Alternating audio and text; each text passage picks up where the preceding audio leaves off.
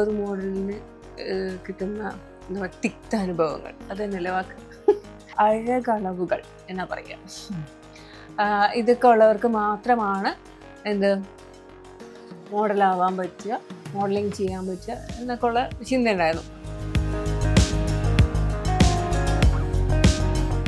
കാണുമ്പോൾ ഭംഗി തോന്നണം എന്നുള്ളതും, അല്ലെങ്കിൽ തന്നെ പ്രേമിക്കുന്ന കല്യാണം കഴിക്കുന്ന ആ വ്യക്തിയെ സംബന്ധിച്ച് ആൾക്ക് ഇഷ്ടമുള്ള രീതിയിൽ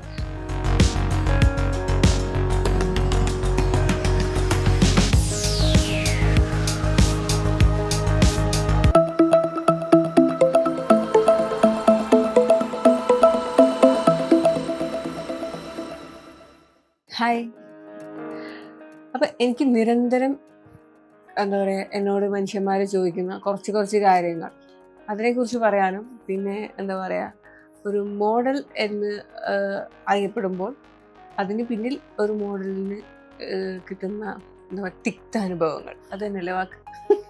അതെ, അതിന് വേണ്ടി ഒരു മോഡൽ ബിക്കമിങ് മോഡൽ ആവാൻ വേണ്ടി അതിന് പിന്നിൽ എടുക്കുന്ന എഫേർട്ടുകൾ, അതിൻ്റെ പിന്നിലുള്ള യാതനകൾ, ഇതിനെക്കുറിച്ചൊക്കെ ആവാം നമുക്കിന്ന് ഡിസ്കഷൻ. അപ്പോൾ ഇതൊക്കെ ഞാൻ പറയുമ്പോഴത്തേക്കും നിങ്ങളായിരിക്കും ഇതിൻ്റെയൊക്കെ വല്ല കാര്യമുള്ളൂ, ആരെങ്കിലും പറഞ്ഞു ഈ വല്ല കമൻസൊക്കെ എൻ്റെ ഇടയിൽ ഇടാനാണെങ്കിൽ അതൊക്കെ അവിടെ കയ്യിൽ വെച്ചു. കാരണം എന്താണെന്ന് വെച്ച് കഴിഞ്ഞാൽ എനിക്ക് സ്ഥിരം എന്നോട് ചോദിക്കുന്ന കിട്ടുന്ന എന്താ പറയുക കമൻസിനൊക്കെ ഉള്ള ആൻസറും കൂടിയാണിത്. എനിക്ക് മാത്രമായിരിക്കില്ല, ചിലപ്പോൾ ഒരുവിധപ്പെട്ട പലർക്കും കിട്ടുന്ന അങ്ങനത്തെയൊക്കെ തന്നെ ആയിരിക്കും. അതിപ്പം നേരത്തെ നമ്മളുടെയൊക്കെ ഒരു കൺസെപ്റ്റ് ഉണ്ടായിരുന്നല്ലോ. നേരത്തെ മീൻസ് ഞാൻ എന്നെ വെച്ച് പറയാം, അതായത് 30 വർഷം മുന്നേ, അല്ല 30-35 വർഷം മുന്നേ, എൻ്റെ ചെറുപ്പം തൊട്ടുള്ള പറയണമല്ലോ, ആ സമയത്ത് നമ്മൾ മോഡലിനൊക്കെ പറഞ്ഞാൽ എന്താ വിചാരിക്കാം, അതായത് കറക്റ്റിങ്ങനെ വടിവത്ത് ഷേപ്പായിട്ട് ഇങ്ങനെ പെൻസിൽ വെച്ച് വരയ്ക്കുമ്പോൾ അല്ലെങ്കിൽ ഒഴുകി നിൽക്കുന്ന ഞാൻ നമ്മളിപ്പോൾ മനോരമ, മംഗളം, വാരികയൊക്കെ ഇല്ലേ, മിക്കവാറും അത് വായിക്കാത്തവരോ അല്ലെങ്കിൽ അതിൻ്റെ അകത്ത് മിഠായി പൊതിഞ്ഞ് കിട്ടിയോ കപ്പലണ്ടി പൊതിഞ്ഞ് കിട്ടിയോ എങ്ങനെയെങ്കിലുമൊക്കെ ആ വാരികയൊക്കെ കണ്ട മനുഷ്യന്മാരുണ്ടാവും. എന്തായാലും ഒരു ഇപ്പോൾ നമ്മുടെ 2K കിഡ്സിന് മുന്നുള്ളവർ വരെ അല്ലേ, 2K കിഡ്സും കണ്ടിട്ടുണ്ടാവും, ചിലപ്പോൾ അവരൊന്നും മൈൻഡ് ചെയ്യാറില്ല പുസ്തകം. എന്തായാലും 2K കിഡ്സ് എന്ന് വെച്ചത് ഇപ്പോഴത്തെ പിള്ളേരോട്ടോ, ചെറിയ പിള്ളേർ, അതായത് എൻ്റെ മക്കളുടെ ജനറേഷൻ അവിടെ മാറ്റി വയ്ക്കാം, അതിന് മുന്നുള്ളവർ വരെ നോക്കുക. അത് നോക്കുമ്പോൾ എന്താ, മനോരമയിലെ മംഗളത്തിലേക്ക് ഓരോ നോവലിൻ്റെ കൂടെ വരച്ചു വെച്ചിരിക്കുന്ന ചിത്രങ്ങൾ ശ്രദ്ധിച്ചിട്ടില്ലേ? എന്ത് രസമായിട്ടുള്ള ചേച്ചിമാരാണ്. ഞാൻ എപ്പോഴും വിചാരിക്കാറുണ്ട് ഈ വാരികയിലൊക്കെ വരയ്ക്കുന്ന മനുഷ്യൻ ഏതാണ്, ആളെ ഒന്ന് കാണണമെന്നൊക്കെ ഞാൻ ഭയങ്കരമായിട്ട് ആഗ്രഹിച്ചിട്ടുണ്ട്. എന്ത് രസമായിട്ടാണ് ഇങ്ങനെ ഓരോരുത്തരും വരച്ച് വെച്ചിരിക്കുന്നത്.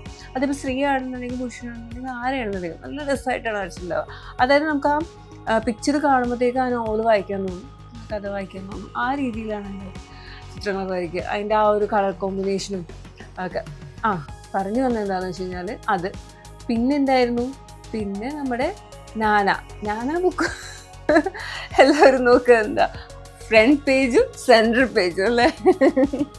അതിൻ്റെ അകത്തല്ല ഏറ്റവും കൂടുതൽ ഈ പറഞ്ഞ പോലെ സിനിമ റിലേറ്റഡ് ആയിട്ടുള്ള നായികമാരുടെയൊക്കെ എന്താ പറയുക, സാധാരണക്കാരെ സംബന്ധിച്ച് അവർക്ക് ആക്സസിബിൾ ആയിട്ടുള്ള കുറച്ച് എന്താ എക്സ്പോസ്ഡ് ആയിട്ടുള്ള ഒരു ബുക്ക് അതൊക്കെ ആയിരുന്നു, ഞാനൊക്കെ ആയിരുന്നു. പിന്നെ അല്ലാതെയുള്ള ബുക്കുകൾ വന്നതും ആളുകൾ അതിലേക്ക് എത്തിക്കുകയാണ്. നമുക്ക് ബുക്കുകളുടെ ചർച്ചയിലേക്ക് പോകാൻ വേണ്ടിയില്ല. പറഞ്ഞത് എന്താണെന്ന് വെച്ച് കഴിഞ്ഞാൽ പൊതുവെ ഈ പറഞ്ഞ പോലെ വടിവത്തായ ശരീരങ്ങൾ എന്താ അഴകളവുകൾ എന്നാ പറയുക. ഇതൊക്കെ ഉള്ളവർക്ക് മാത്രമാണ് എന്ത് മോഡലാവാൻ പറ്റുക, മോഡലിങ് ചെയ്യാൻ പറ്റുക എന്നൊക്കെ ഉള്ള ചിന്ത ഉണ്ടായിരുന്നു. പക്ഷെ അങ്ങനെയൊന്നും അല്ല.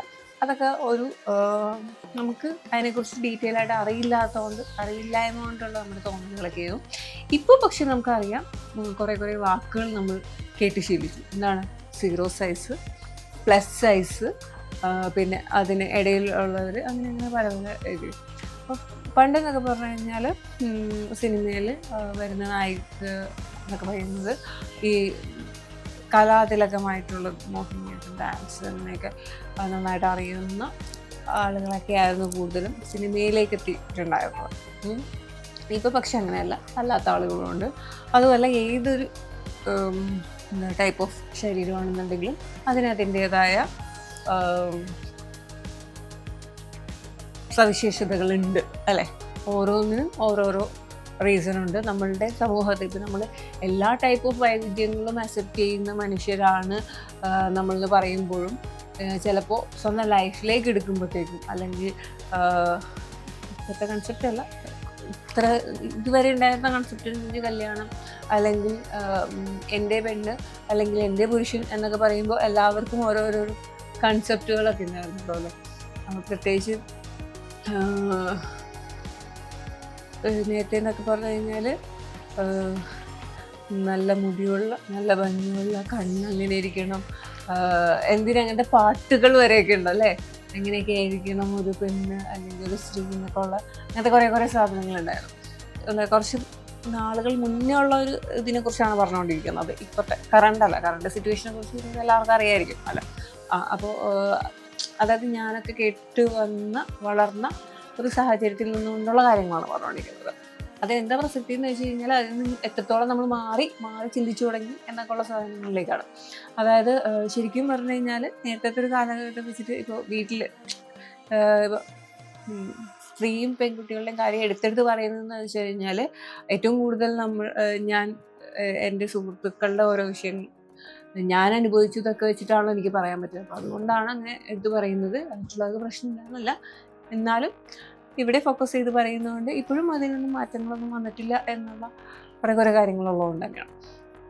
അപ്പോൾ പറഞ്ഞു തന്നെ എന്താണെന്ന് വെച്ച് കഴിഞ്ഞാൽ എന്തായിരുന്നു നേരത്തെ ഇപ്പോൾ വീട്ടിൽ നിന്ന് തന്നെ പെൺകുട്ടിയാണെന്നുണ്ടെങ്കിൽ എന്താ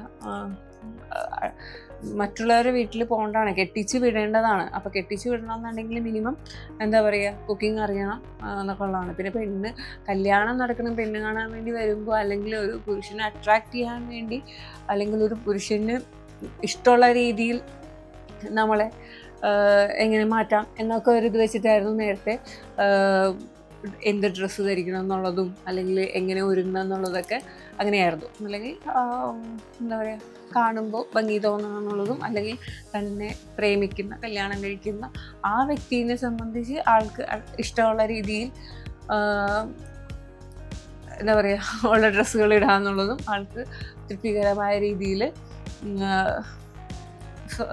സ്വയം എങ്ങനെ അണിഞ്ഞൊരുങ്ങുക എന്നുള്ളതൊക്കെയായിരുന്നു നേരത്തെ തന്നെ നടത്തി. അതിൽ നിന്ന് മാറി ഇപ്പോൾ ശരിക്കും പറഞ്ഞു കഴിഞ്ഞാൽ നമുക്കിഷ്ടം എന്താണ്, എൻ്റെ ഇഷ്ടം എന്താണ്, എനിക്ക് എന്നെ എങ്ങനെയാണ് കാണാനിഷ്ടം, അല്ലെങ്കിൽ എനിക്ക് എങ്ങനെയാണ് പുറത്ത് ഒരു സ്ഥലത്ത് ഒരു ഫംഗ്ഷൻ അറ്റൻഡ് ചെയ്യുമ്പോൾ അല്ലെങ്കിൽ ഒരു പുറത്ത് പോകുമ്പോൾ ഞാൻ എങ്ങനെയായിരിക്കണം എന്നുള്ള ധാരണകളൊക്കെ സ്വയം തോന്നി തുടങ്ങിയതും കല്യാണത്തിനപ്പുറം വിദ്യാഭ്യാസം ഉണ്ടാവുക, ജോലി ഉണ്ടാവുക, ഇൻഡിപെൻഡൻ്റ് ആവുക എന്നുള്ളതും പിന്നെ ഈ പറഞ്ഞ പോലെ തൻ്റെ ഇഷ്ടങ്ങൾ ഈ പറഞ്ഞ പോലെ അത് വസ്ത്രത്തിലായാലും എന്തിലാണെന്നുണ്ടെങ്കിലും പിന്നെ ഈ പറഞ്ഞ പോലെ അട്രാക്റ്റഡ് ആവുക എന്നുള്ളത് അല്ലെങ്കിൽ മോഡലിംഗ് ചെയ്യുക എന്നൊക്കെ ഉള്ളതൊക്കെ ഓരോരുത്തർ ചോയ്സായി വന്ന ഒരവസ്ഥയുണ്ട്. എന്നിട്ട് വളരെ കുറച്ച് പേർക്ക് അങ്ങനത്തെ ചോയ്സുകളൊക്കെ ചെയ്യാനുള്ള അവസരം ഉണ്ടായിരുന്നു. ഇപ്പം അങ്ങനെയല്ല, എന്താ പറയുക ഇൻഡിപെൻഡൻ്റ് ആയിട്ടുള്ള അവർക്ക് ഇപ്പോൾ ജോലിയുടെ ഒപ്പം തന്നെ തൻ്റെ പാഷനായിട്ടുള്ള കാര്യങ്ങൾ ചെയ്യാം എന്നുള്ളൊരവസ്ഥയിലേക്ക് എത്തിയിട്ടുണ്ട്. പറഞ്ഞു പോകാനാണെങ്കിൽ ഈ വിഷയത്തെക്കുറിച്ച് നിറയെ പറയാനുണ്ട്. അപ്പോൾ എനിക്ക് എൻ്റെ ഒരു അറിവിൻ്റെ പരിമിതിയിൽ നിന്നുകൊണ്ടാണ് ഞാൻ കാര്യങ്ങൾ പറയുന്നത്. പക്ഷേ ഇതൊന്നും ഇവിടെ തീരുന്നില്ല, ഈ പറച്ചിലുകളും വിശേഷങ്ങളൊന്നും തീരുന്നില്ല, ഇനിയും നിറയെ പറയാനുണ്ട്.